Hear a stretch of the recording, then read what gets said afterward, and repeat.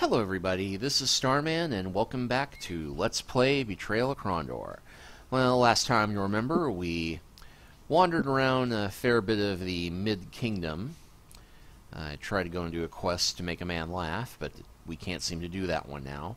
And we're currently in the village of Lighton, where I just dragged 6 suits of armor to help the local lord outfit some knights so we can get rid of the tax collectors who will annoy us on the roads and keep us from being able to travel freely without paying a tax to use the road. And though we really should be starting off a little bit further south of here, I'm going to go ahead and swing west back towards Sephanon, where there's a little nameless village here. Because Nivek, the king's tax collector, or the prince's tax collector, rather, did advise us that we should check out something odd involving a fellow named Max Feber in this area. And, hey, free Ruby! That would just snipe some payment for a Quigian mercenary, no doubt. But yes, you ran into the Max fellow, who seems to be buying up the land in the area, even though he keeps spreading rumors about how, well, jeepers, there's all these horrible, evil things going about. Oh, I'll buy your land. Oh, well, you know, I'm not going to sell it just yet. So in case it's not clear, somebody is making a land grab.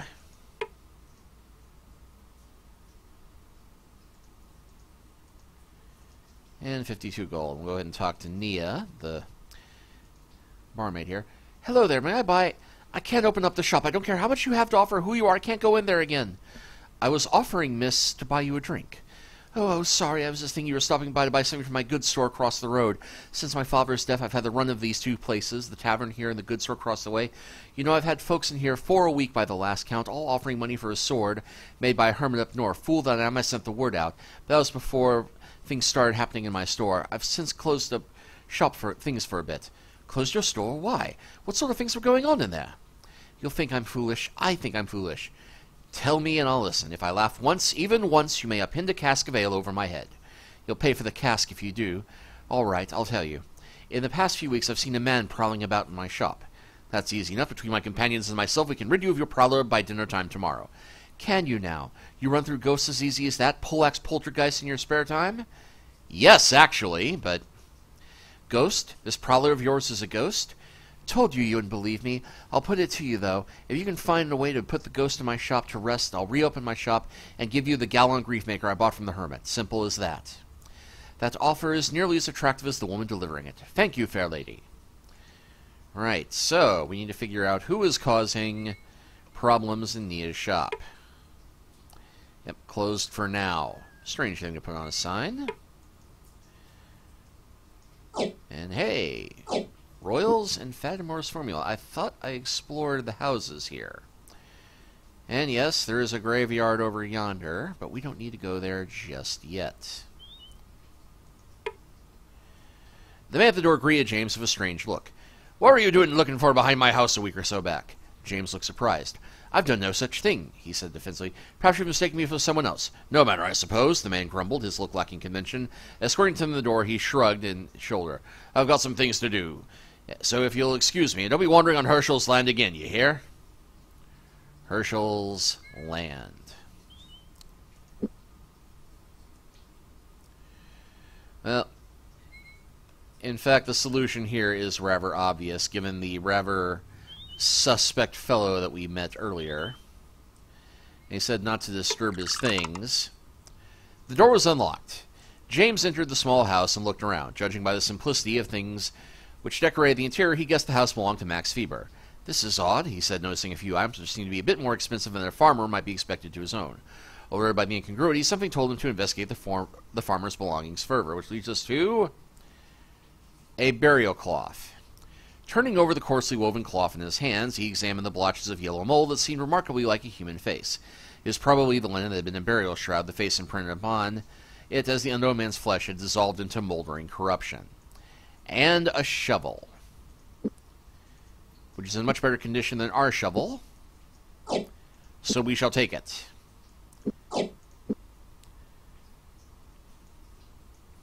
and that as well. I think we need to go have a talk with Mr. Feeber. The barn door was locked. Sneaking around to the other side, James spied a flagstone boulder resting against the outside of the back wall. With Garth's help, he pushed open the door to just the side, revealing some broken planks and a hole just large enough for someone to slip through. Stealing into the murky darkness, he inched along blindly until his foot bumped into something remarkably hard. Crouching off a smile, he was able to make out the shape of a wooden chest and was relieved to find it unlocked. And boom! We have a Glazier's Guild seal.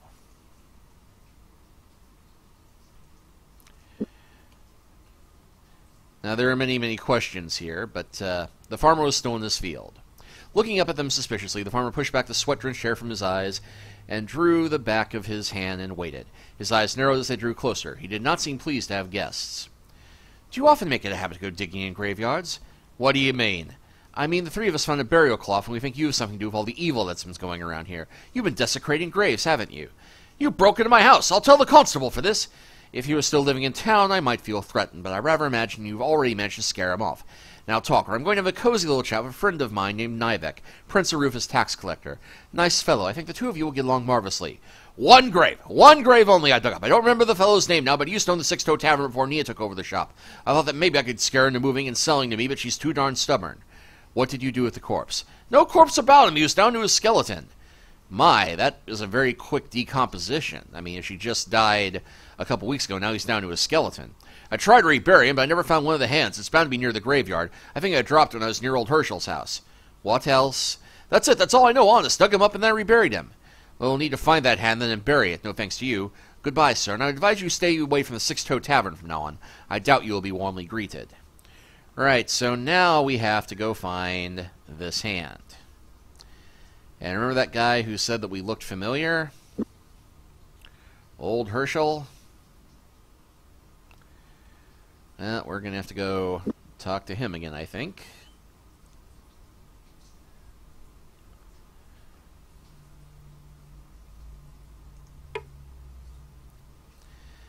There we go.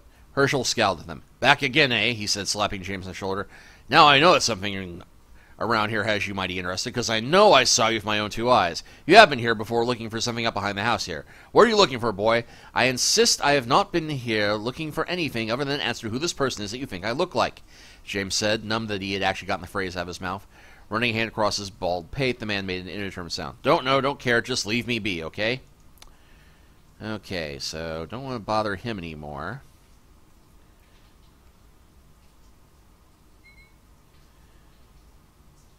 And yeah, the road to Sephanin is there.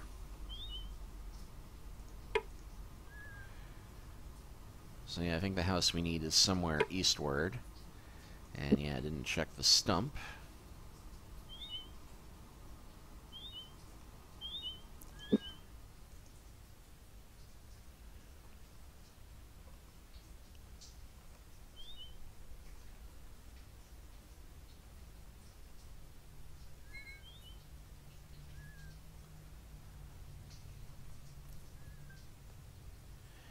And yeah, there's Max's place.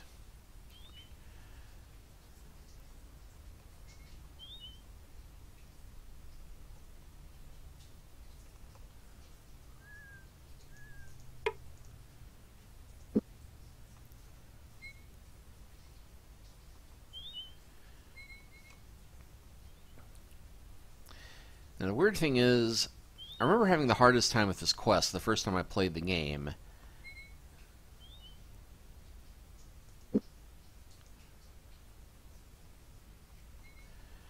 Okay, well here's Lord Lighton's house.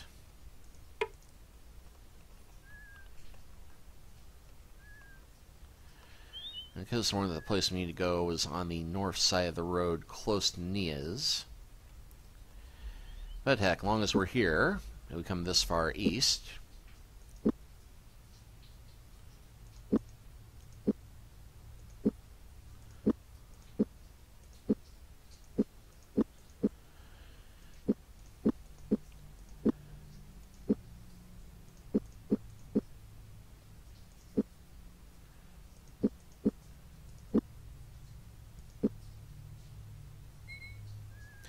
Might as well head a little bit east. They were not alone. Owen's pulse quicked as he saw the lone figure approach, but when it became apparent they were not being attacked, he relaxed a bit, squinted slightly, and attempted to see who was about to join them. "Excuse me, sirs. I'll detain you only for a few moments. Can you show me the way to Lighton? I am told there is someone there who requires my services to pick a Weber lock. The letter I received from there sounded most urgent." "Impossible. A Weber lock cannot be picked." "Perhaps not by you. By one skilled in the arts of subtlety may know how to penetrate even the most difficult of locks. It is a matter of patience. I don't care how patient you are. A Weber lock cannot be picked, or making idle boasts. And what would a book gain from telling strangers a fact that was not true, eh? I merely say these things so I may advertise my services, and you may make use of them. I state simple fact. There is no lock in this kingdom of yours that a book cannot pick. None." "Is that so? Perhaps you could teach us how to pick Weber locks." "It would take more time than I think you'd care to spend. I spent 5 years at the foot of my master Califat in the shadow of Mount Ashunta learning the art. But I could perhaps prove whatever skill you already possess. A small fee of 70 gold sovereigns should pay for my time." 70 gold pieces for listening and lockpicking? That's nothing short of robbery. "You are wise. I should not cheat myself in this fashion. 80 sovereigns. But I cannot raise my price any higher despite the great deference you show to my person. Is this agreement to be sealed?" "It sounds like robbery, but this will actually be helpful." "All right, Keshian, 80 sovereigns, but I'm warning you, I doubt there's anything you can teach me. You must open yourself up to new things. This is the first learning. Without this opening, you will not be complete.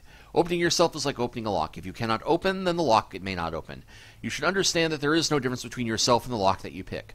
All these things I will demonstrate now with a test lock I carry with me. Now I want you to observe." Keshian double talk. "Wait, how did you do that? I couldn't see. Do that again." "That is it. You have received your first lesson, Dark Eyes." "That was too fast. I couldn't catch what you were doing." "In time you will realize what was done. In your mind the events will unlock, and thus your hands will unlock as well. I must go now. Goodbye." "Wait." So, yes, our lockpicking ability just increased. In James's case, it's now jumped to a rather impressive 72. Owen's is up at 26, which is better than it was, but not exactly great.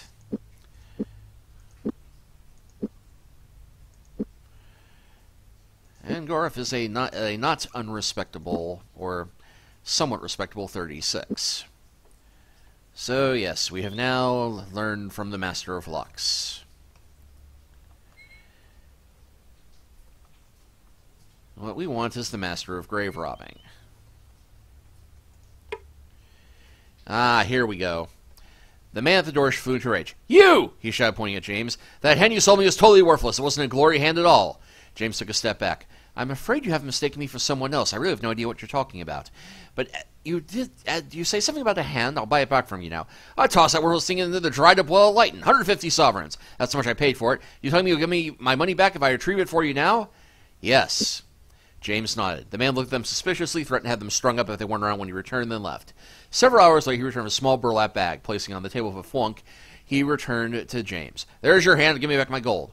"I didn't take your gold, so let's call this a sale, shall we?" said James. "Call it whatever you like. Where's my bloody money?" the man bellowed. James retrieved the money from his pouch and dropped it on the table. The man scooped it up greedily and demanded they stay until he had a chance to count it all.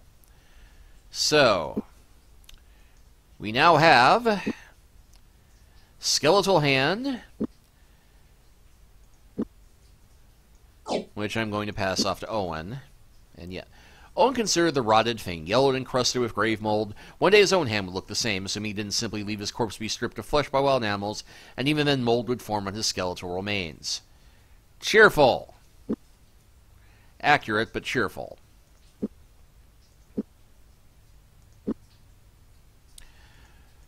Now let's go ahead and check the rest of Lighton, which it does not seem there is much to it. Can't remember if we came through here. We did come through here before. We just had no purpose in sticking around here.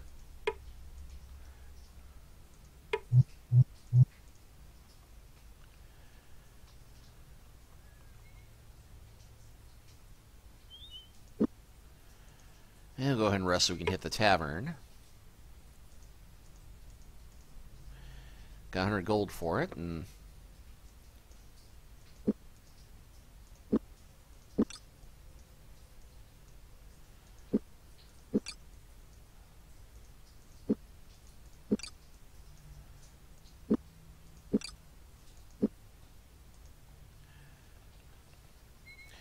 alright, so now we've got a grave to undesecrate.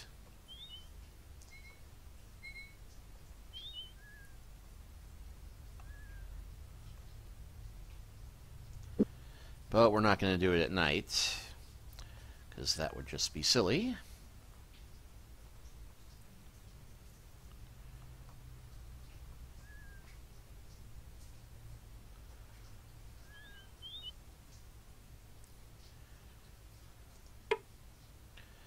Light and Dink. No longer can he hate his name. No, we're not going to dig up that one.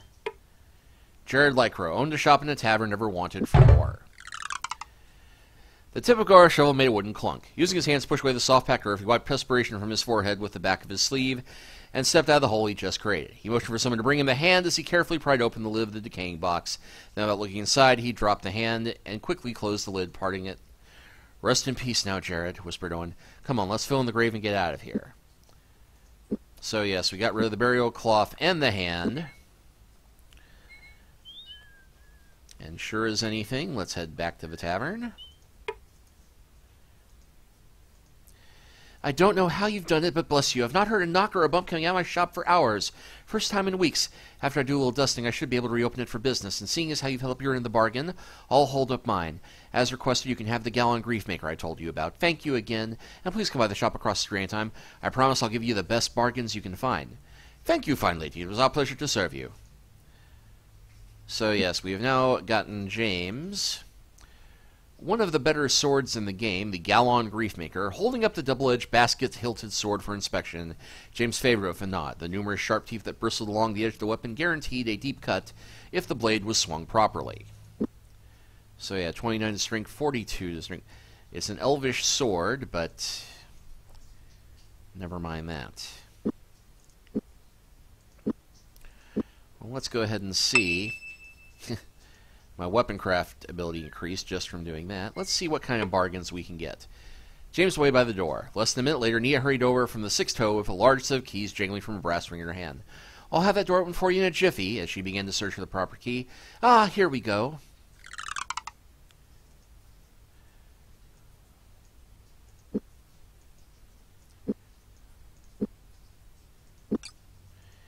Yes, we will bargain her down on an already low price for rations.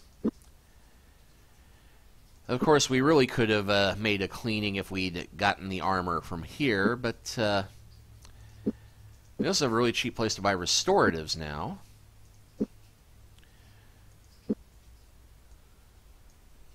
I don't think she'll buy the sword. Actually, she will buy the sword for 222 sovereigns, but I think I'll decline, as I want to keep a hold of that for Locklear when we meet up with him again. I don't think she'll take the note, though. And we do have everybody equipped with a proper set of rations. 186 gold is still a good price for a ruby.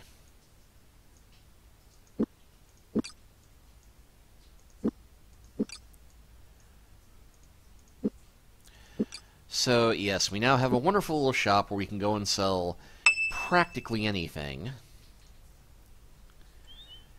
which will make it worth the trouble of trying to walk all this way later on. And yeah, we will not be running into Max Fever again. More is the pity. Okay, we got an assessment warning about going into that place. So we're going to go ahead and head southward.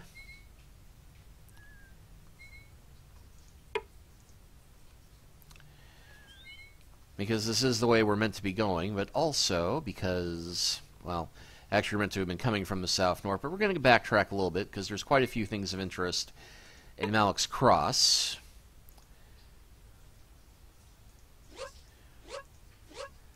But also because I want to head down to the Temple of Lim's Krogma and get our brand new sword blessed. And nothing much in here.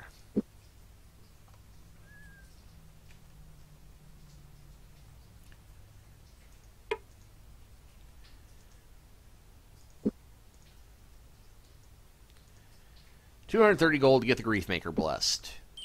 A fair price.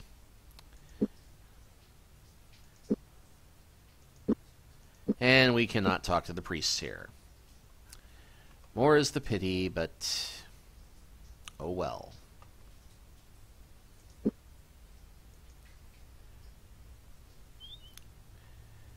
And yet you'll notice we've been running into a lot less Mordhell ambushes. That's because with Nago dead, there's nobody to really organize the troop movements and tell them where to find us.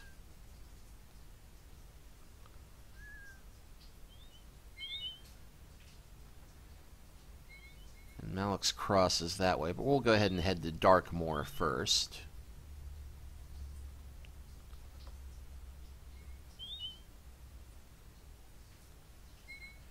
And there's the Temple of Rufia, if I'm not much mistaken. Yep.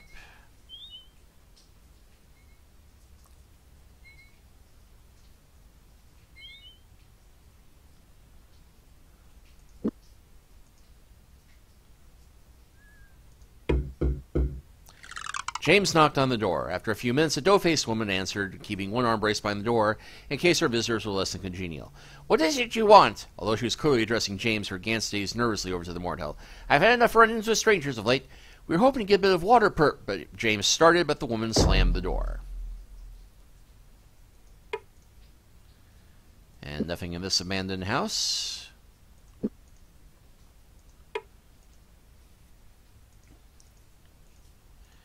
105 gold for playing at the tavern.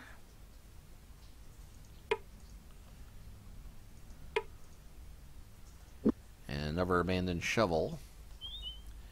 And here's the bookstore, which...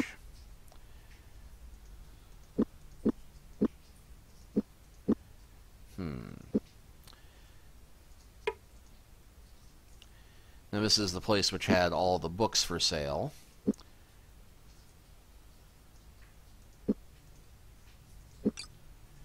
Which James has not read that book yet. Ooh.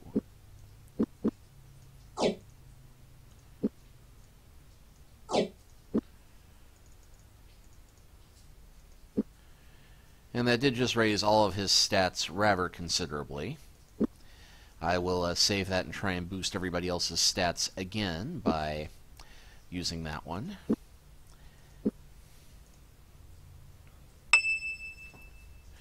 And the party's haggling ability in general has increased.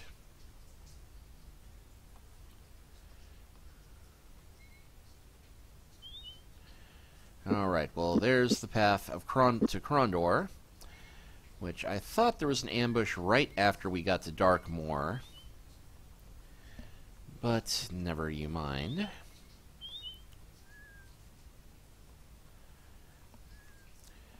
Well, it could be I've managed to sneak past all of the ambushes, or I dealt with them in Chapter 1 already. Because we did run into that one group of Nighthawks.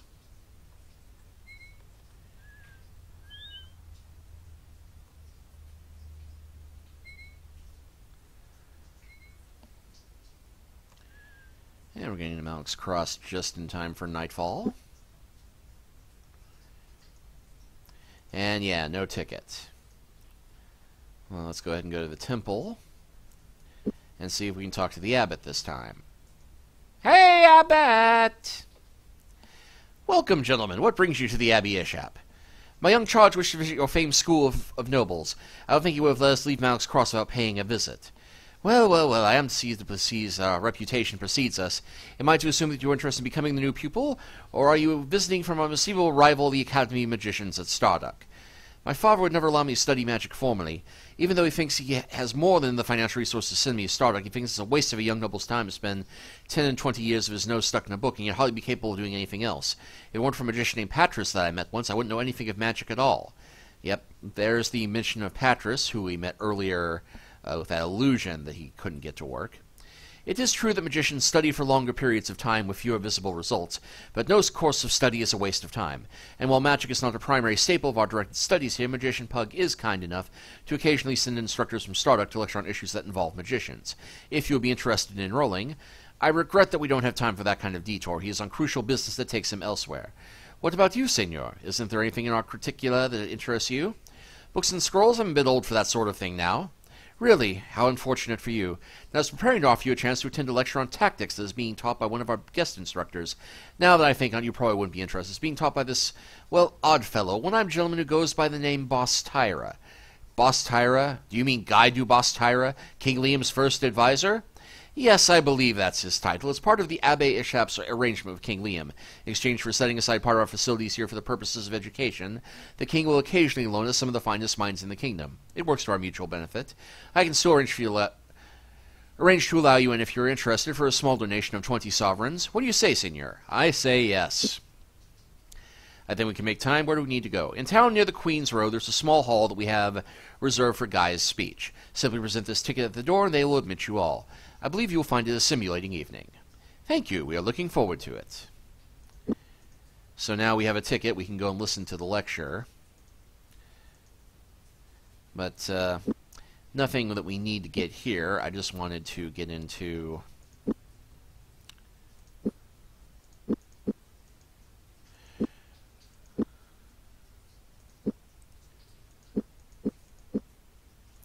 Well, actually, I'm not sure the assessment is what we're going to want to have highlighted.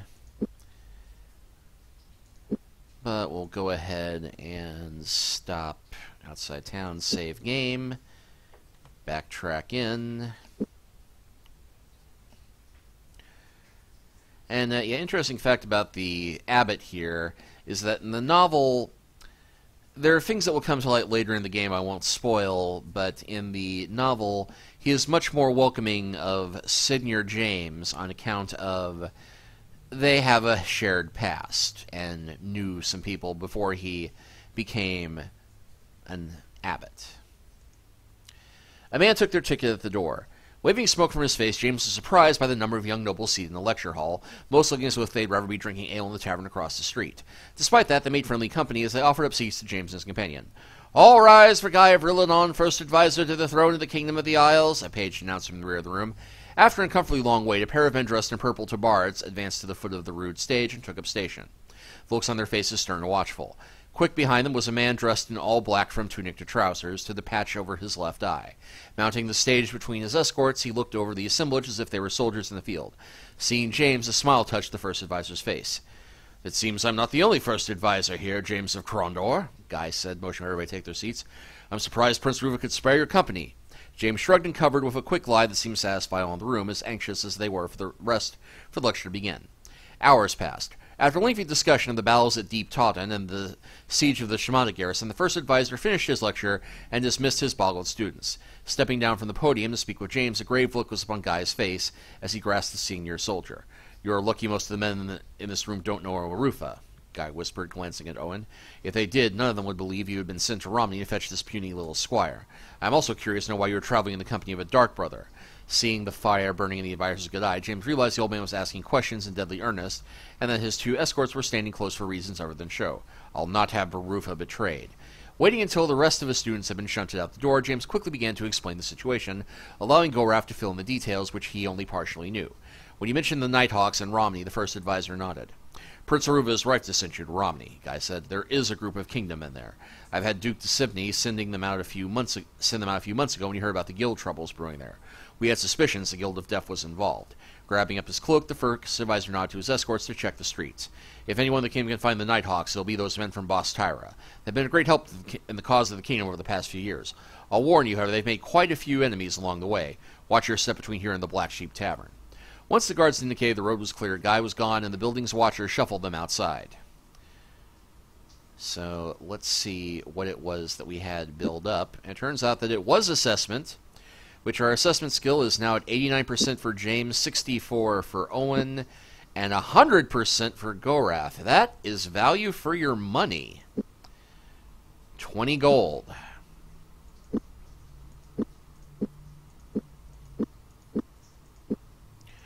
So we should see pretty much any ambush coming at this point. We'll take a quick stop by the tavern. James motioned to the figure across the room. The man walked over to join them, and he stood before them, eyebrows arched inquisitively. "I've even come for the match. It's already over." "Match? What kind of match?" You're in the Queen's Row and you can ask that question. A chess match, of course. It was wondrous. Jamie Tiller was defending his title against that snot-nosed prat from the Abbe, Kyle Fisher. Fisher. Chess match. Ha ha ha. Jamie opened, moved his queen's pawn to 4th rank. Fisher opened with Abba's Gambit, arrogant cud, but Jamie actually maneuvered it into it with his knight. I think he was going for the queen.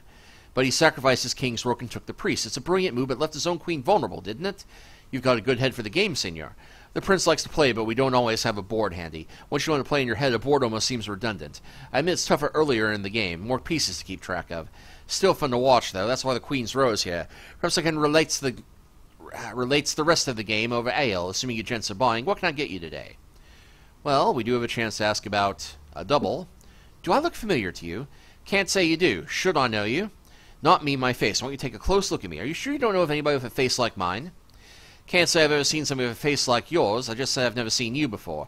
The man you look after is named Lyles Rigger. Is he related to you?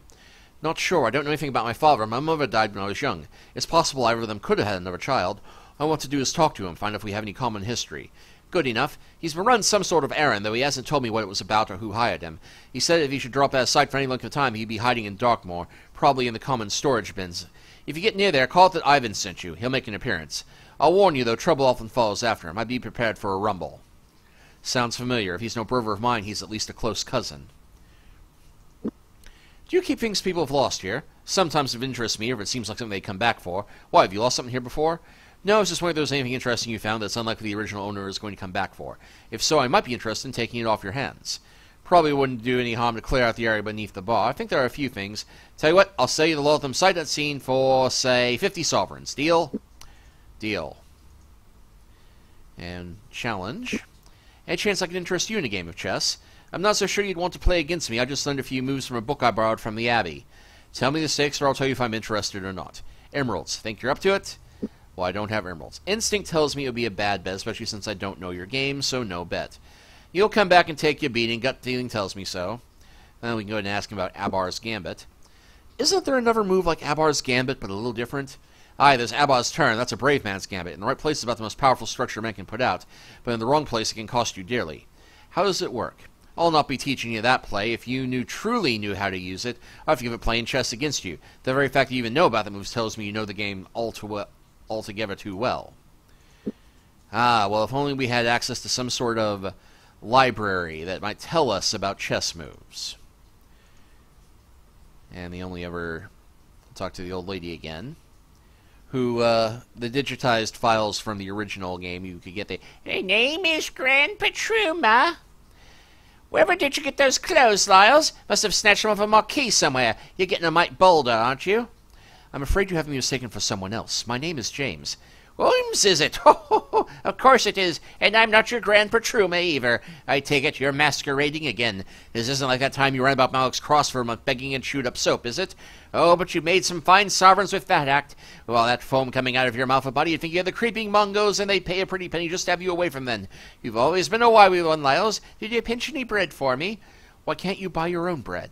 Who pissed in your pot, eh? You know perfectly well I've had nothing since Jack died, unless what you're doing with an elf boy. You know, they bring bad luck, and I suddenly turn to an Irish accent. They're the ones that killed Jack, and they're all stirring up that trouble in Sephinan. What's gotten into your head? Have you run mad? What trouble in Sephinan are you referring to, madam? You really ain't Lyles, are you? But you're his mere image, ain't you? Could this be unless some kind of fairy evil, isn't it? That's what it is. Some kind of fairy magic, and you finally come for me. Took Lyle's form. We aren't brothers of the dark path, miss. Please trust us.